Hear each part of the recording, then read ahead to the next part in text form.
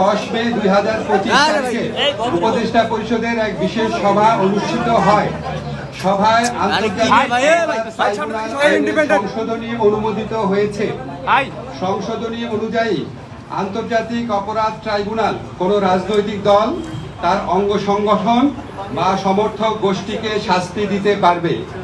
উপদেষ্টা পরিষদের বৈঠকে আন্তর্জাতিক অপরাধ ট্রাইব্যুনালে বাংলাদেশের আওয়ামী লীগ ও তার নেতাদের বিচার কার্য সম্পন্ন না হওয়া পর্যন্ত দেশের নিরাপত্তা ও সার্বভৌমত্ব রক্ষা, জুলাই আন্দোলনের নেতাকর্মীদের নিরাপত্তা এবং আন্তর্জাতিক অপরাধ ট্রাইব্যুনালের বাদী ও সাক্ষীদের সুরক্ষার জন্য সন্ত্রাস বিরোধী আইনের অধীনে সাইবার স্পেস সহ আওয়ামী লীগের যাবতীয় কার্যক্রম নিষিদ্ধ করার সিদ্ধান্ত গ্রহণ করা হয়েছে।